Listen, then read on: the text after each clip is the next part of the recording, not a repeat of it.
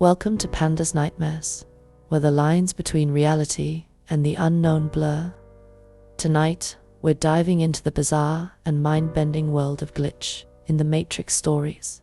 Those moments when reality itself seems to break, leaving us questioning everything we know.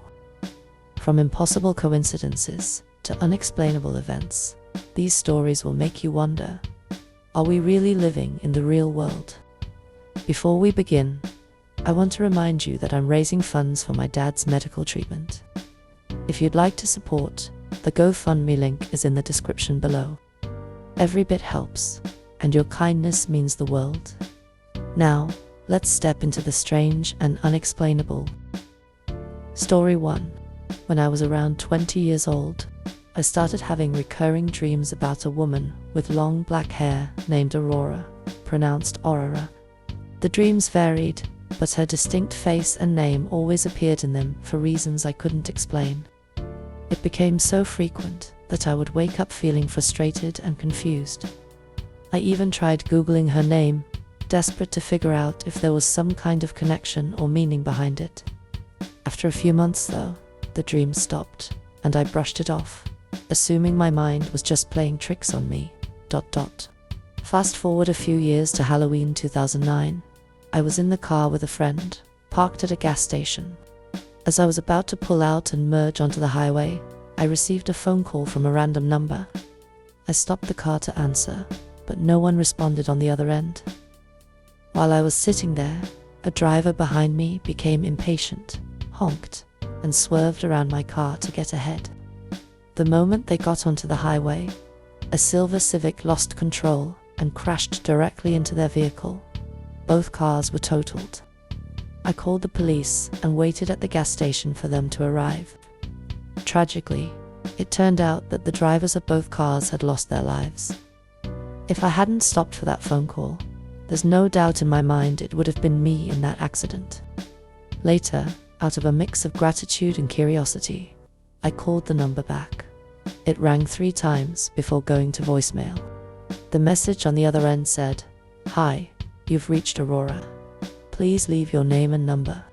I've never felt goosebumps like that in my entire life. The next day, still unsettled, I called the number again. This time, a woman answered. I shared my story with her, including the dreams I had about someone with her name and appearance. She seemed as baffled as I was, and told me she had no recollection of ever calling me. Out of curiosity, I asked if she had a Facebook account, hoping to confirm if she was the same person from my dreams. When I checked her profile, my heart stopped. It was her, the woman from my dreams, clear as day. If that's not a glitch in the Matrix, then I don't know what is. Maybe I'm crazy, but that experience still haunts me to this day. Story 2. I've shared this story before, but it still gives me chills every time I think about it. I call it the parallel universe answering machine. This happened about 15 years ago. One day I called up my friend, but he wasn't home, so I left a message on his answering machine. It was a simple message. "Hey, it's me, Killer Extremists. Sorry I missed you. I'll call you later. Bye." After that, I hung up and went about my day. I didn't make any other calls or touch the phone again for hours. Later that day, my friend called me back, sounding confused and intrigued. He said, "That was quite a message you left earlier. Who was the girl you were talking to?" I was baffled. "What are you talking about? I wasn't talking to any girl." He insisted I come over to his house to hear the message for myself. When I got there, we played it back, and that's when things got seriously strange. The message started exactly as I remembered. "Hey, it's me. Sorry I missed you. Call you later. Bye." Then, after a brief pause, the recording continued for another 30 to 40 seconds. It was my voice clear as day having a full conversation with a girl. She was someone I didn't recognize, and I had absolutely no memory of this conversation. But it wasn't just the sound of my voice that was eerie. It matched my tone, speech patterns, and even the kind of things I would say.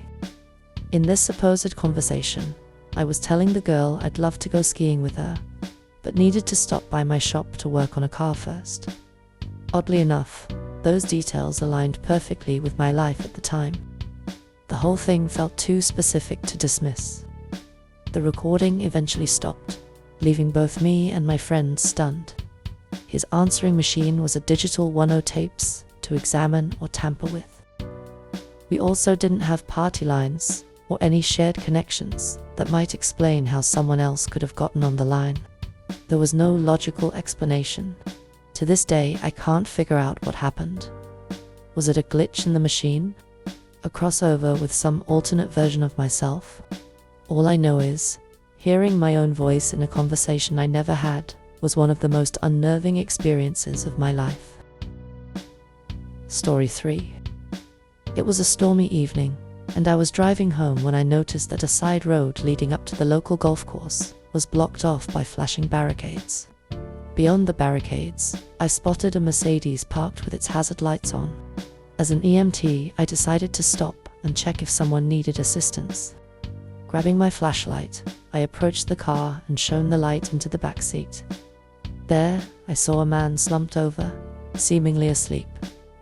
Assuming I might be dealing with a couple of drunk individuals, I moved to the driver's side window and tapped on the glass while shining my flashlight inside. That's when things took a strange turn. The driver was sitting bolt upright, completely still, staring straight ahead. My knocking on the window and the beam of my flashlight didn't cause him to blink, flinch, or react in any way. Feeling uneasy, I glanced at the passenger seat and saw another person slumped forward against the dashboard. The unsettling stillness of it all began to gnaw at me. I called the sheriff's station and requested a code to response, no lights or sirens, to help me investigate. As I spoke with dispatch, I walked back to my truck to grab my go bag. While on the line, the dispatcher asked me to get the car's license plate number. At that moment, a PG&E cherry picker truck came rumbling down from the closed-off road. I stepped aside to let the truck pass and made my way back toward the car to check the plate, but the Mercedes was gone. Perplexed, I flagged down the PG&E driver and asked if he'd seen the car. He hadn't. He explained that there was an 80-foot tree down across the road up ahead, and it likely wouldn't be cleared for at least a day. That left me with one burning question. Where did the car go? Blocked by a massive tree in one direction and barricades in the other, there was no way for it to simply vanish. To this day, I can't explain what I saw or didn't see. But ever since, I've been a little more unsettled whenever I stop at accident scenes or hazard areas. Story 4. This happened to me back in 3rd grade, and it scared me so much that I started crying and had to go to the principal's office to talk about it. I was standing in the hallway from misbehaving when I saw my neighbor Tad, who was a year younger than me, walk out of a classroom to my right. He passed in front of me and headed down the stairs. We casually said hi to each other as he walked by. But then, about 20 seconds later, it happened again. Tad walked out of the exact same classroom, passed in front of me, and went down the stairs just like before. This time, I froze, staring at him in confusion and fear. He noticed me staring and gave me this look, as if to say, "Why are you looking at me like that?" I had no idea what to make of it. I just stood there, feeling a mix of dread and disbelief. Looking back, it reminds me of that eerie déjà vu scene from The Matrix. At the time, though, it was so unsettling that it left me completely shaken. Story 6. When I was 12 years old, my mum let me stay in the truck while she went grocery shopping. As I waited, I noticed an old man walking toward the truck. He had an indescribable look on his face, as if he thought I knew too much. He stopped about 5 feet from the truck, stared at me for a couple of seconds, then turned around and walked back the same way he had come. For some reason, the experience was traumatic and deeply confusing at that age. 5 or 6 years later, my dad was showing me home videos from a family trip to Yellowstone. While watching the footage at Old Faithful, I noticed the same man, same look, same clothes peering at us in the background and staring directly at me through the TV. I'm freaked out just telling this. Story 7. Back in 2008, at a friend's place, we used to hang out in a shed every weekend during our teenage years. It was a pretty cool setup for sets of bunk beds, tables, a fireplace, a TV, a fridge, everything you'd need to hang out. One night, we were all chilling in the shed when I decided I needed to take a piss. I walked out the front door of the shed and turned to the right, but then I stopped. Let me explain the layout. When you step out of the shed, my friend's house is to the left, and to the right is where we parked our cars.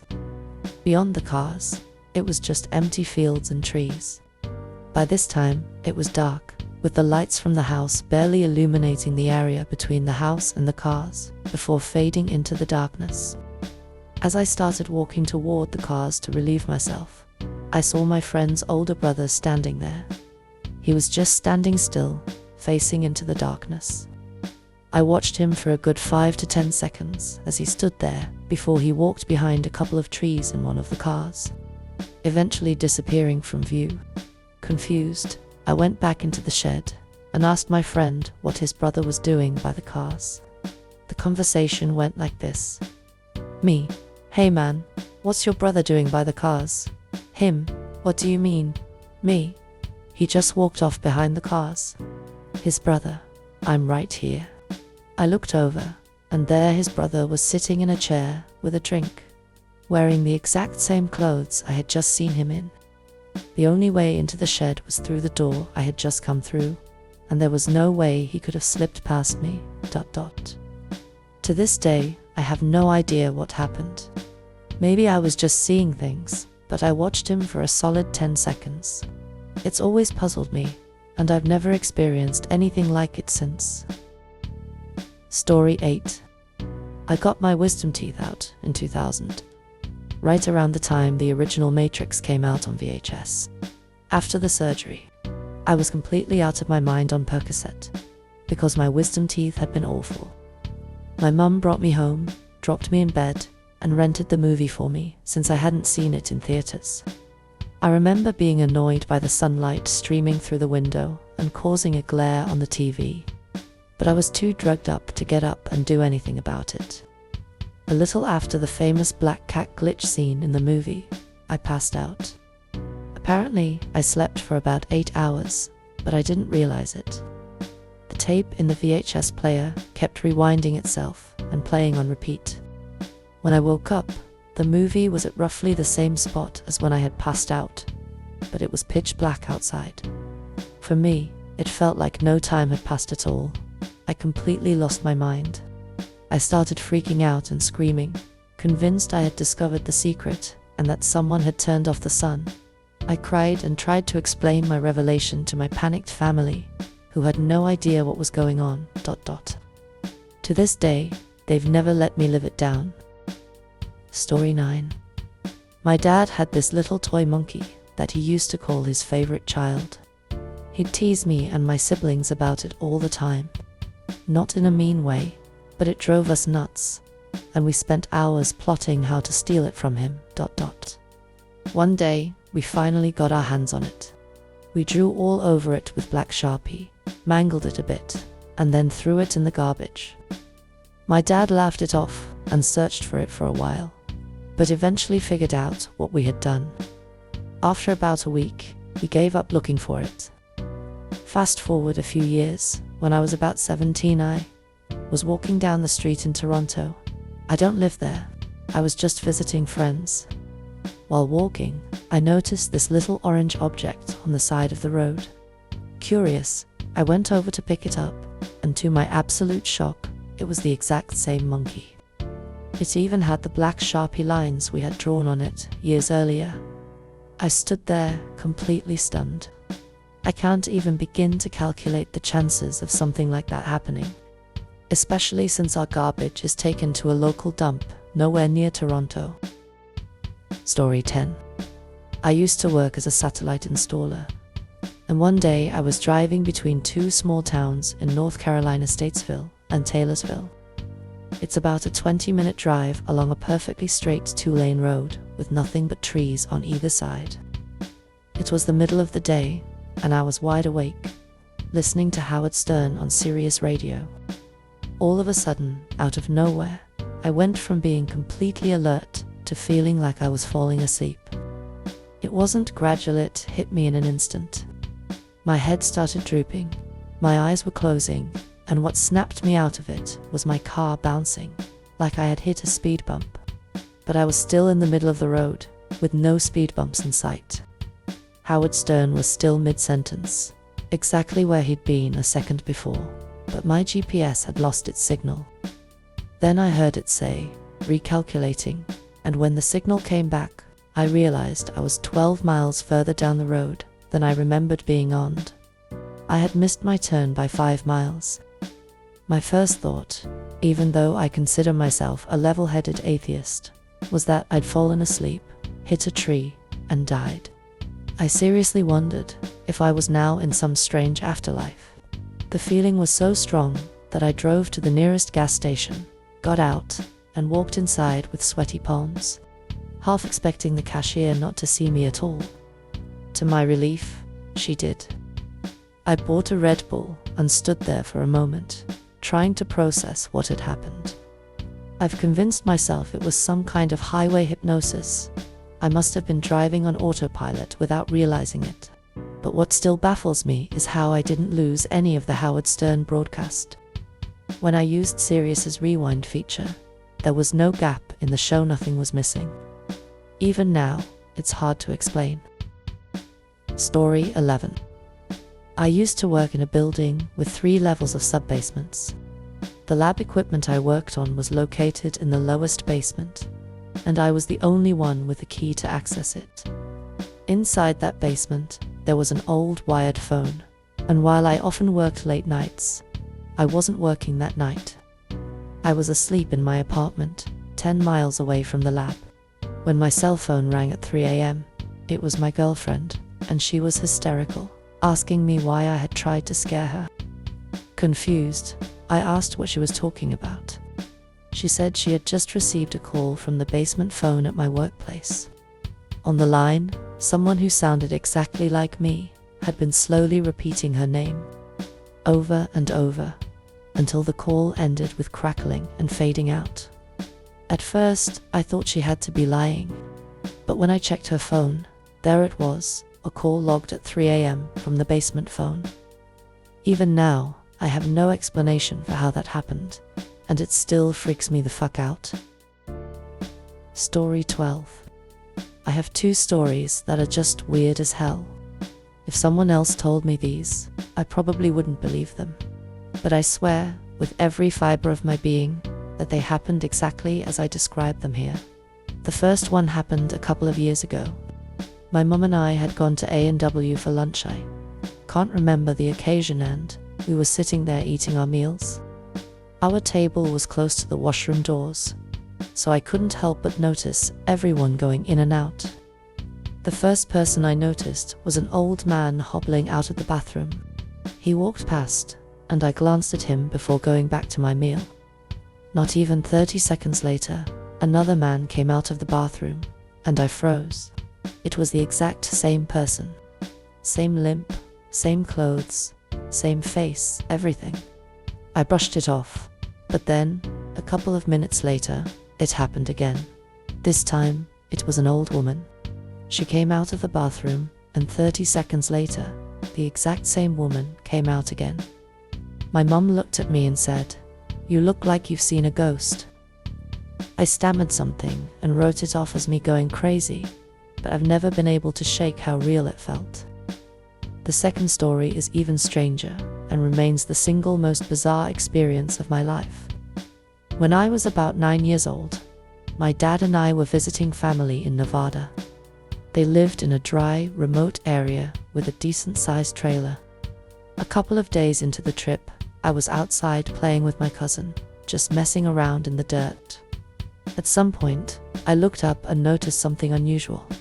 Near the house was a fenced-off field, probably meant for livestock, and standing there, about 300 feet away, was a man. I couldn't see him clearly from that distance, but something about him immediately drew my attention, and then it happened. As soon as I saw him, I had what I can only describe as an out-of-body experience. It felt like my entire body locked up, and I was no longer seeing through my own eyes. Instead, I was in that man's body, looking through his eyes. I could see two small shapes playing across the field, me and my cousin, but here's the terrifying part. I could feel that he didn't see us as children, he saw us as animals. And then I realized he was holding a shotgun. The moment I realized that, I snapped back into my body and shouted, "We have to go indoors." I didn't explain anything to my cousin, who thought I'd lost my mind, but I was dead serious. I didn't tell anyone about it for years. I couldn't find the words to explain what had happened. I eventually told my brothers, but they didn't believe me. Even now, thinking about it gives me chills. It's the only time I've ever completely lost control of my body, and the whole thing felt like it was happening in slow motion, like a dream, but it wasn't a dream. Story 13. I used to work in music and toured with a band. The guitarist, Josh, had a best friend named Matt, who had passed away a couple of years earlier. Josh talked about Matt a lot, and it was clear he'd been a great guy. Josh often mentioned a recurring dream he had about Matt, where Matt was standing on this abandoned street that Josh believed symbolized purgatory. In the dreams, Josh and Matt would have long conversations, and because Matt had died unexpectedly from an overdose, Josh felt like his spirit couldn't move on. At the end of each dream, Matt would take a bulb from one of the streetlights on that empty street. Josh described the dreams in vivid details, so much so that I could practically picture the street myself. Fast forward about 6 months into the tour. The band were huge fans of Bright Eyes and wanted to visit Cassadaga, Florida, where the singer wrote an album. Cassadaga is known as a creepy, spiritual medium town, and it seemed fitting for their vibe. It's worth noting that almost everyone on the trip, 6 out of 7 of us, were atheists. So the visit was more for curiosity than anything spiritual. We arrived in Cassadaga at around 2 or 3 a.m. and started driving around. Out of nowhere, this big black dog appeared in the middle of the road, staring at us. The band, being the weird guys they were, started saying, "Follow the dog. It's trying to show us something." Meanwhile, I was just thinking they were out of their minds. But we followed the dog. It walked slowly, leading us down a few blocks, before suddenly bolting around a corner. As we sped up to follow, Josh yelled, "Stop the van. This is it." Confused, we stopped, and Josh got out. He stood there looking around, and said, "This is it. This is the street from my dreams." He described everything, the houses on the left, the park on the right, and it all matched perfectly. We lingered there for about 15 minutes, just taking it in. As we got back into the van to leave, one of the streetlights flickered off, as if marking the end of something. Josh claimed he never had the dream again after that night. He felt like that moment gave him the closure he needed. Story 14. My dad used to get up around 3 a.m. every morning for work. Starting at a very young age, I'd often wake up on my own and wander downstairs to see him before he left. One morning, when I was about 4 years old, I made it to the bottom of the stairs and noticed that the front door was slightly open. Curious, I opened the door and saw my dad walking down the driveway toward his truck. He was wearing his usual work outfit, a plaid shirt and Dickies. I swung the door open wider and yelled for him to come back for a hug before he left. He stopped, slowly turned around, and stared at me. Something about the way he looked at me felt off. He didn't say anything, just started walking back toward the house. And the closer he got, the more scared I became. His expression was so strange that I started crying, asking what was wrong. Just as he was almost at the door, I suddenly felt a pair of arms wrap around me in a bear hug. I turned my head and saw my real dad standing behind me, looking just as freaked out as I was. He was staring at his doppelganger, who was wearing the exact same outfit. The double paused for a moment, locked eyes with my dad, and then turned and bolted down the driveway. My dad yanked me inside the house and locked the door behind us. It was the weirdest morning ever. To this day, I might question my 4-year-old memory of the event if my dad hadn't witnessed it too. He doesn't like to talk about it much now, but my mum told me later that he ended up calling out of work that day. Apparently, she spent the entire day reassuring him that he wasn't crazy. Story 15. A few years ago, my little sister, Susie, and I were exploring the cottage when we came across a pair of walkie-talkies. This wasn't unusual. The cottage is a sprawling, isolated place shared by family and friends who often leave things behind. That night, we decided to try them out. We discovered they had a range of about 10 to 20 meters, and we spent a while running around in the dark, testing them. At one point, we were on opposite sides of the house, fooling around, when the following exchange happened. Me: breaker, come in.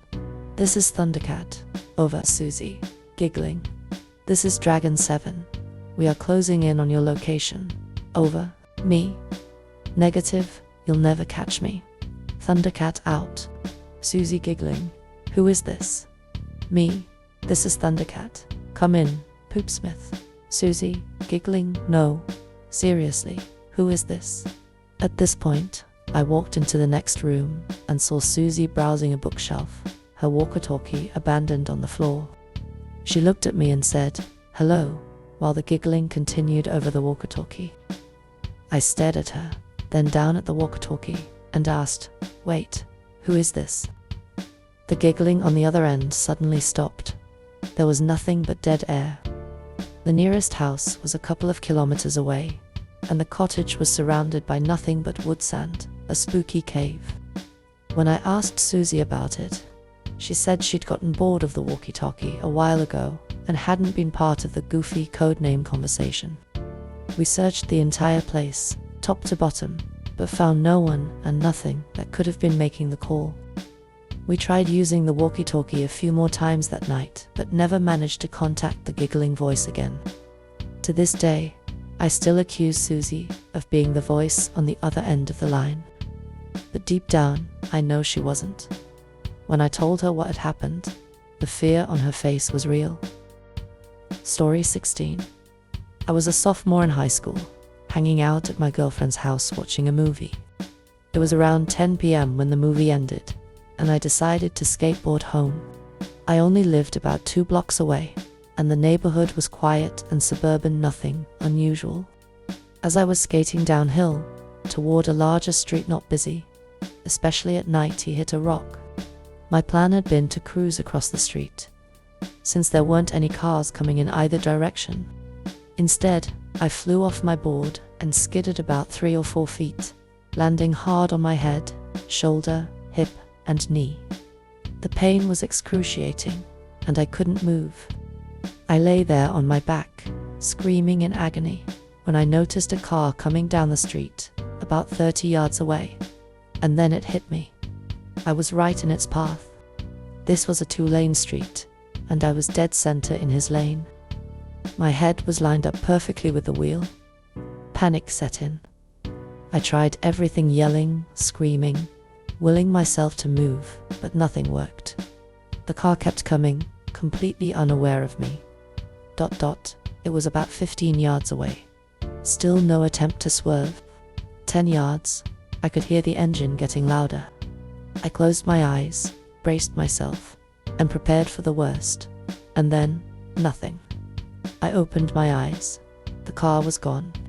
I looked down the road where it should have been, but it wasn't there. Then I heard a car behind me, cruising away. I turned to look in the other direction and saw its taillights fading into the distance. I hadn't moved an inch. The car hadn't swerved. It was like it passed through me or I passed through it. The way I was lying in the road, there was no way it could have gone over me.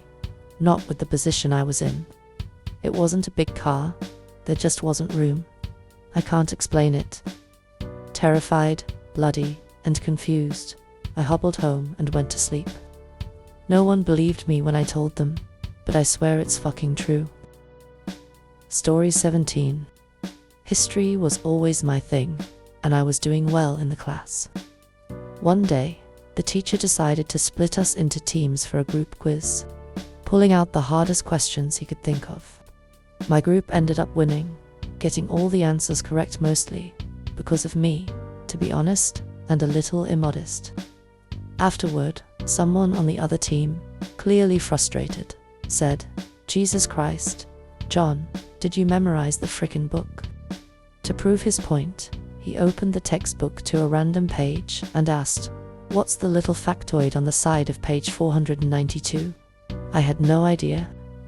But right before the quiz, I'd had my textbook open to a random page and skimmed one of those little side factoids.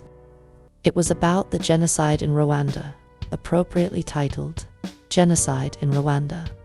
It was the only thing I could think of, so I replied, very calmly, "Genocide in Rwanda." His mouth dropped open. He slammed his book shut and said, very matter-of-factly, "Fuck you." The sheer coincidence of him opening to the exact page I'd randomly read and asking about the one little paragraph I just happened to glance at still blows my mind. It remains my favorite mindfuck to this day. Story 18. 3 years ago, I had a vivid, horrifying dream. In it, a meteor ripped through most of my house and my neighbor's house. The destruction was straight out of a war movie fire. Rubble and chaos everywhere. My roommate and I were wandering through the devastation, disoriented and semi-deaf, screaming and searching for our roommates and neighbors. The dream felt incredibly real, painfully so, and I woke up shaken. I told my roommate about it in the morning. About 3 hours later, while we were going about our day, the entire house started rumbling. We heard a noise like a turbine engine powering down directly over us, followed by 2 massive explosions. We ran outside and saw thick black smoke rising into the sky. Running around the block to the houses on the other side, we found 2 homes completely destroyed, ripped through by a fighter jet. What little was left standing was on fire.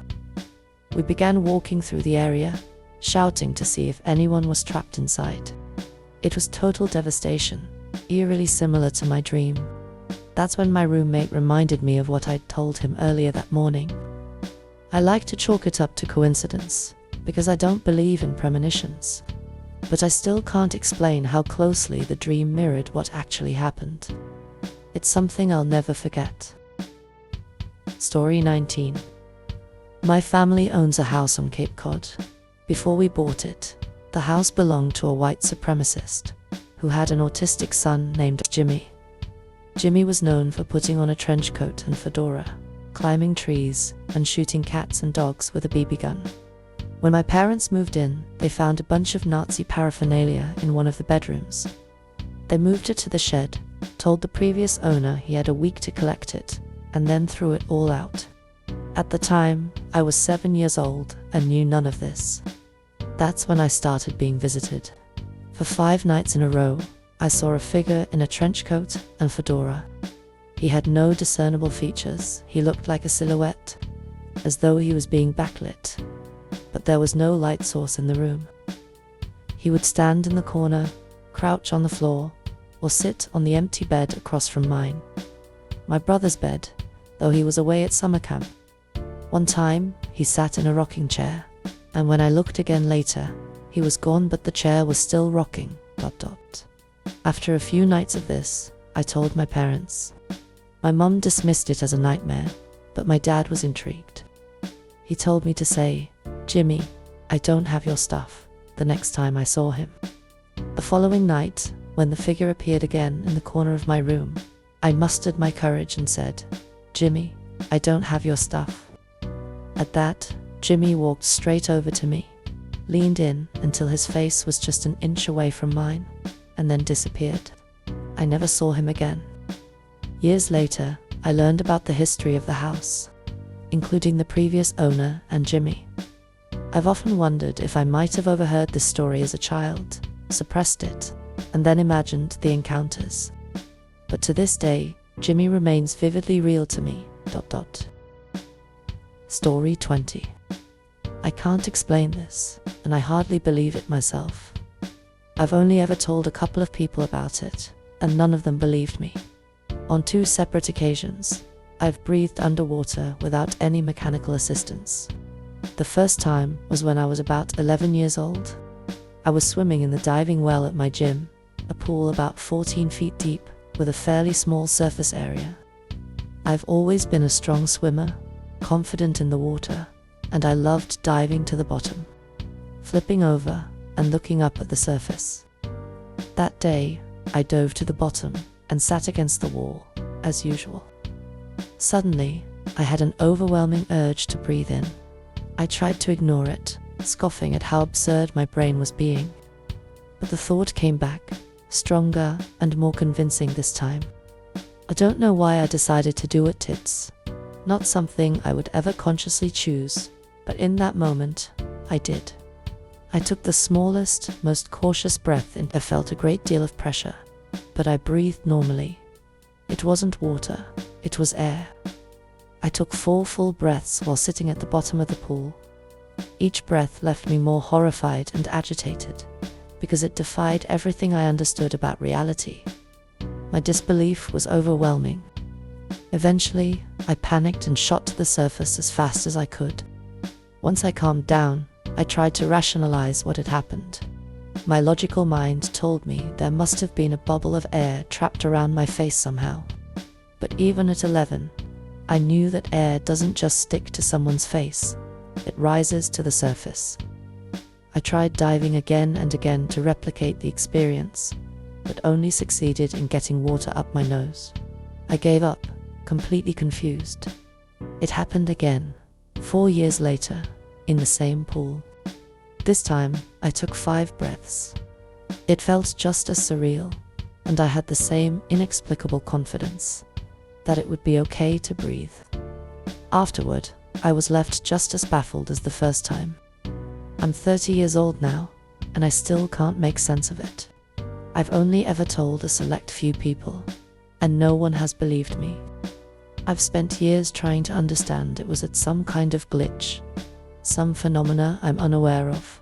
I don't know. Has this ever happened to anyone else? Does anyone have a physics or logic-based explanation? It's one of the strangest things I've ever experienced, and it still puzzles me to this day. And that wraps up tonight's journey into the glitches that make us question reality itself. If these stories left you intrigued or maybe just a little unsettled, don't forget to subscribe to Panda's Nightmares for more eerie tales.